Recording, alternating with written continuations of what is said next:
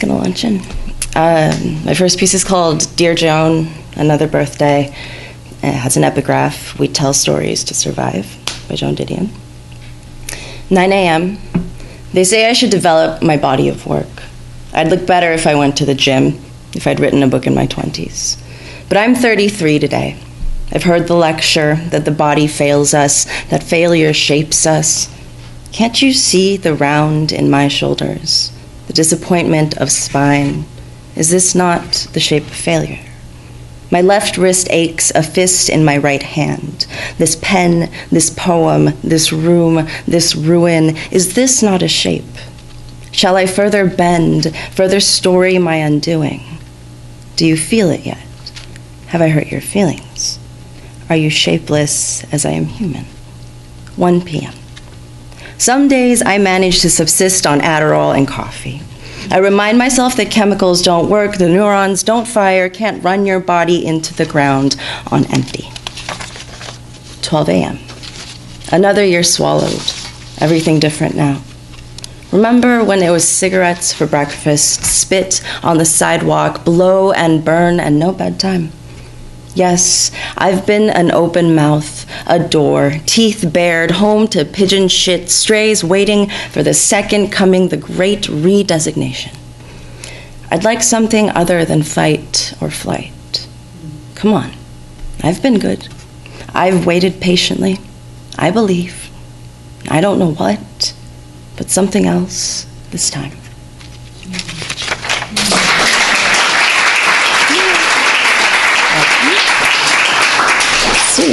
My second piece is called The Entreaty. The Entreaty. A clavicle, a slick torso, afternoons spent at war, spent asleep. Your fingers pressed to skin, an entreaty. For more than I can give, water for a naked throat, extra bones where there is no room. And I worry, the visible seams stretched to burst and flood, nothing promised to hold. This could be an end. We could die like this, built and dismantled before breakfast. I tell you, my body is a map of wrong turns and failed disappearances. Countless returns and resignations, always something missing. Egg blue cracks beneath my skin, last words, old obsessions inked and fading, declarations raised, whole lives offered and abandoned. My foolish heart, shy behind ribs, a ladder up, an empty cage, all I have left. You turn to me, your crooked grin, your own wounds lit and breathing, and unzip your spine, long and lonely, your stomach pulling back. Tell me it's okay to touch the hole in your throat, the heart in your chest straight through. That skin is a story, that ache is a memoir, that scar is monument to all things past. You show me places once filled and vacated by others, the small shapes hardened, eyes wide, quaking, our bellies warm, throbbing. I concede to your body, devour what's open and naked, an offering, and you fall into mine, open and naked, a prayer.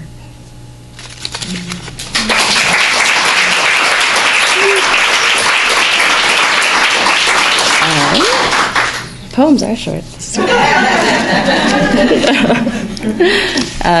This piece is called Frankenstein's Monster Asks a Favor. It's my first time reading it, so. Frankenstein's monster asks a favor. Take me apart gently. Not strong, unarmed, bad blood let into therems and waterways, all my threadbare platitudes for one overwhelming moment, please. I could lose my mind to want, to trust you will hold me thrust naked into your unhinged jaw, and patient won't spit me out in a grisly rush onto the slab the moment I mutter these misdeeds into your mouth. Barely chewed, half tasted, and disappear, my secrets in your incisors, in piles for strangers, in pieces to discover and curb. Even now, you gone, I am a toothache for your homecoming. Tell me you fear no monsters, even when one turns out the light in silhouette, takes off its head to to be me, I need you. To gasp at all the blood like you believe we were real as if you didn't see it coming. You'd been so invested. I'd been so convinced we'd be the ones left alive this time. You and I, so gross and so special.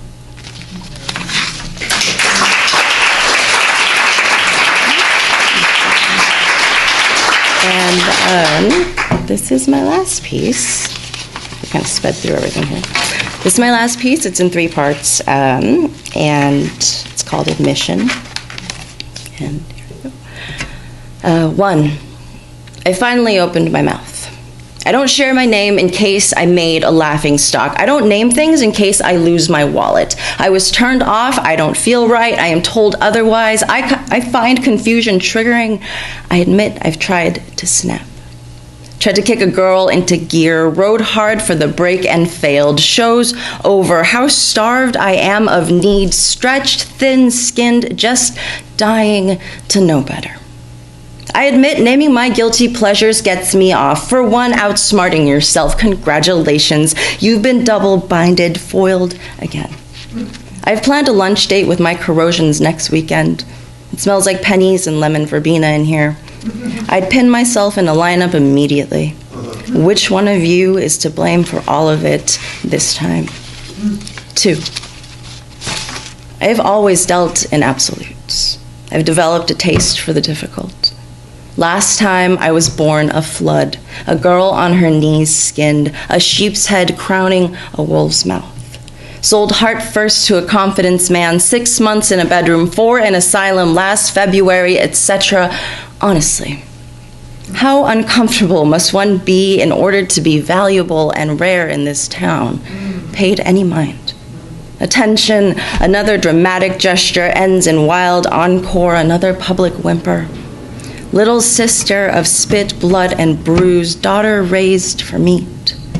Absolution is a lonely trudge, and I just want to sit with the cool kids. I couldn't tell you how I got here, but look how well we've managed all by myself. 3, a piano from 12 stories up may be comedy given where it lands, or tragedy given the note. Once, my aunt saw a large dark bird plummet like a rock out her window. I see it too. She keeps going. Have I misinterpreted myself again? Have I missed my chance? These idle hands have been busy keeping the doldrums at bay, chopping it up for birds between short circuits of flight. And last night, my mother dreamt the whole world burning, a meteor, a heavyweight, a whole dead swarm. I watched her pack and incinerate every suitcase, memorize escape routes. She mapped all skyscrapers, contemplated each ledge and alarm, and disappeared. I've built a bunker for one, these once idle hands. I couldn't tell you how I've managed to write this, but for whatever it's worth, I'm not so afraid. I'm well-versed in endings now. And in case you didn't know already, I'll miss you all terribly.